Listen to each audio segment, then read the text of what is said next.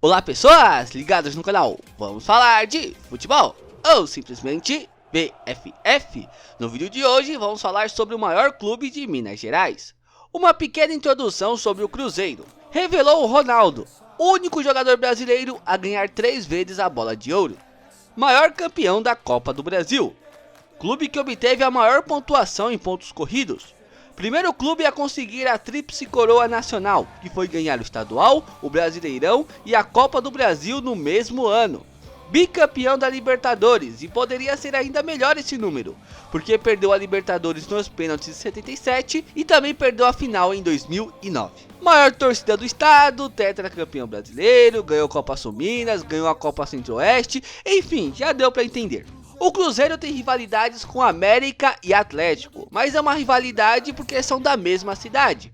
Porque se grandeza for parâmetro para a rivalidade, ele não tem rival. O América, coitado. Atlético tem que inventar título para ver se consegue chegar perto do Cruzeiro. Como foi o título de 37, que tinha 6 times, mais a Liga da Marinha e pronto, virou Brasileirão. 2021 foi inacreditável. Como fazia 50 anos que o Átomo Mineiro não ganhava brasileiro, coisa que nem com o Guarani aconteceu, pessoal decidiu que 2021 seria o ano do Atlético e taca de pênalti. Lembra até hoje do jogo entre Atlético e Juventude, onde o VAR do nada marca um pênalti para o Atlético. Ali eu disse a mim mesmo, já era, esse ano é do Galo, como é que alguém vai brigar contra isso? No Campeonato Mineiro eu não vou nem falar, deixo para quem acompanha o campeonato comentar aí embaixo. Na Libertadores de 2013 pareceu que fizeram algum tipo de feitiçaria, porque realmente foram viradas e lances que dificilmente se repetirão, como foi aquela defesa do Victor contra o Tijuana no último minuto. Mas depois também foi pro Mundial e voltou a ser o velho Atlético que todos conhecem. Tomaram um pau do todo poderoso Raja Casablanca. Aliás, eu nunca mais ouvi falar desse time depois daquele Mundial.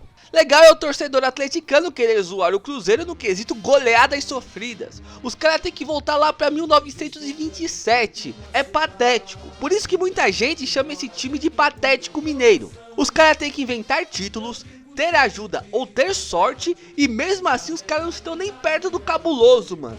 Período Palestra Itália. Em 2 de janeiro de 1921, o pessoal da colônia italiana de Belo Horizonte fundou o Società Sportiva Palestra Itália. E como referência, o uniforme tinha as cores da bandeira italiana. Inicialmente, só descendentes de italianos ou italianos poderiam jogar no clube. Porém, em 1925, pessoal muda o estatuto e pessoas de todas as origens podiam jogar no clube. O clube também deu uma portuguesada no nome para a Sociedade Esportiva Palestra Itália. Foi no ano de 28 que o Palestra Itália ganhou seu primeiro título mineiro e já emendaram um tricampeonato, 28, 29 e 30. Em 42, o presidente barra ditador Getúlio Vargas já tinha declarado guerra aos países do eixo, Alemanha, Itália e Japão. Aí ele baixou um decreto-lei onde proibia o uso de termos e denominações dos países inimigos. Então o pessoal do Palestra Itália teve que se virar. Inicialmente trocaram o nome para Palestra Mineiro, onde ficou até outubro de 42, quando mudaram para Cruzeiro Esporte Clube. Nome do clube até os dias de hoje. Na verdade tem um SAF ali no começo do nome, mas ninguém liga pra isso. Lembrando que o nome Cruzeiro só passou a ser utilizado mesmo em 43 por causa da burocracia. Período com o nome Cruzeiro. Se o primeiro título mineiro com o nome Palestra Itália o pessoal já meteu um tricampeonato, com o nome Cruzeiro não poderia ser diferente. Já ganharam em 43, 44 e 45. Nessa época o estádio do Cruzeiro era o Barro Preto, e com o novo nome Tricampeonato Mineiro e Vitória do Brasil na Guerra, o pessoal se animou e resolveram fazer uma super reforma no estádio, que depois de pronto passou a se chamar Estádio Juscelino Kubitschek, em homenagem ao então governador mineiro. Porém, o pessoal calculou mal e basicamente o Cruzeiro quebrou. E como naquela época não tinha SAF, o pessoal dispensou o elenco profissional e subiu o pessoal da base e foi fazer jogos por todo o estádio em troca de dinheiro.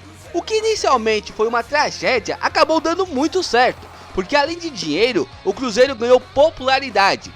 Em 59 o pessoal conseguiu sanar as dívidas, construir a sede social e de quebra meteram mais um tricampeonato, em 59, 60 e 61. Em 65 é inaugurado o Mineirão, que foi o palco de várias conquistas do Cruzeiro. E como de costume com o Cabuloso, o primeiro título já tinha que emendar. Dessa vez não foram 3, e sim 5 títulos mineiros seguidos. 65, 66, 67, 68 e 69. Essa foi a época de Tostão e Dirceu Lopes, verdadeiras lendas do nosso futebol. A final da Taça Brasil de 66. Depois de passar por Americano, Grêmio e Fluminense, o Cabuloso foi enfrentar o Santos. E o que era o Santos em 66? Só era o maior campeão mundial, um dos maiores campeões da Libertadores, pentacampeão nacional seguido, tinha o Pelé no auge e mais algumas lendas do nosso futebol, como Pepe e Coutinho, além de pessoas de todos os cantos do mundo chamaram o Peixe de maior clube do mundo. Tranquilo, adversário nada demais. Porém, estamos falando do Cabuloso de Dirceu Lopes e Tostão. No intervalo do primeiro jogo, esse Cruzeiro meteu simplesmente 5-0 no Santástico e no final da partida acabou 6-2 para o Cabuloso. No jogo da volta, o Santos saiu vencendo no intervalo por 2-0. O pessoal santista estava tão confiante que queriam marcar o jogo de desempate no Maracanã. Mas estamos falando do Cabuloso de Dirceu Lopes e Tostão. Resultado final, 3-2 para o Cruzeiro e primeiro título nacional de muitos conquistado. Final, polêmica contra o Vasco e primeiro título sul-americano. Na década de 70, o Cruzeiro teve 2 vice-campeonatos, o primeiro deles para o Vasco em 74, que o pessoal chama aquela final de polêmica, o que é um baita eufemismo. Deve ser por coisas como essa que o Vasco está na situação que está hoje.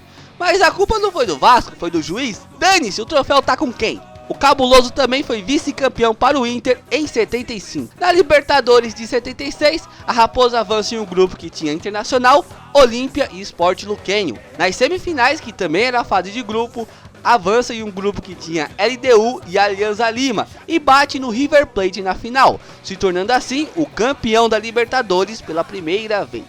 Esse era o Cruzeiro de Joãozinho, Nelinho e Palhinha. Em 77, o Cruzeiro chega novamente na final, novamente contra o clube argentino, e dessa vez perde nos pênaltis para o clube que eu gostava até perder a final da Libertadores para o Fluminense, o Boca Juniors.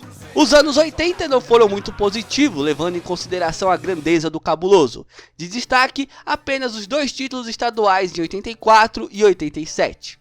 Nos anos 90 foi o extremo contraste, foi uma época extremamente vitoriosa, ganhando coisas como 2 Copas do Brasil, uma Recopa Sul-Americana, 2 Supercopas da Libertadores e o maior título de todos, a Copa Libertadores de 1997. Na primeira fase avançou em um grupo que tinha Grêmio, Sporting Cristal e Alianza Lima. Nas oitavas passou pelo El Nacional, nas quartas pelo Grêmio e nas semis pelo Colo-Colo e na final pegou o Sporting Cristal. Esse era o Cruzeiro de Dida, Ricardinho, Palhinha, aquele ex-São Paulo, Nonato e Elivelton, que fez o gol decisivo na final. Em 93 acontece outro fato de destaque. Ronaldo estreia pelo Cruzeiro e o talento dele foi tão evidente que já em 94 ele deixou a Raposa. Nos anos 2000 vem mais glórias para o Cabuloso, com destaque para o ano de 2003, onde realmente o Cabuloso elevou o nível da coisa. No primeiro Campeonato Brasileiro de pontos corridos, o Cabuloso marcou mais de 100 gols e fez 100 pontos, feito jamais igualado. Nesse mesmo ano também venceu a Copa do Brasil e o Campeonato Mineiro, sendo o primeiro time do Brasil a conquistar a Tríplice Coroa Nacional.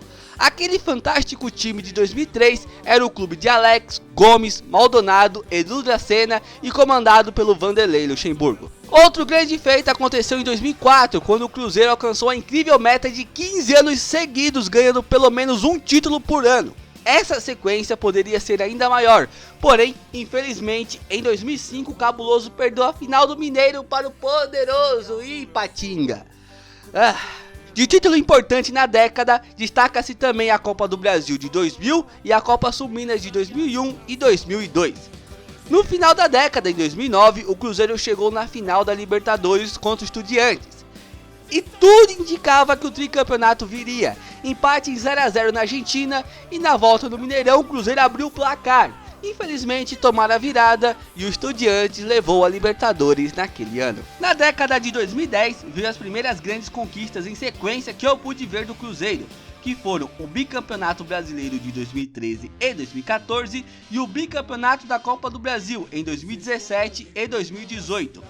Particularmente, a conquista de 2018 me deu muitas alegrias, porque foi o título que fez o Cabuloso ser o maior campeão da Copa do Brasil.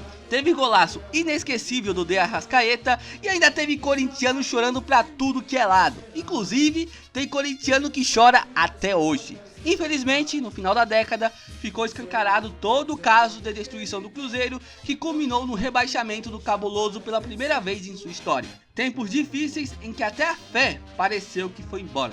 Em dezembro de 2021, o Ronaldo compra o Cruzeiro e monta um clube competitivo para a Série B de 2022, que culminou no título da competição. Atualmente o Cruzeiro está melhor estruturado do que há alguns anos, porém ainda com muitos problemas. Espero de verdade que esse momento seja apenas um mal necessário e que em breve o Cabuloso volte a ser um clube que sempre foi um dos gigantes sul-americanos.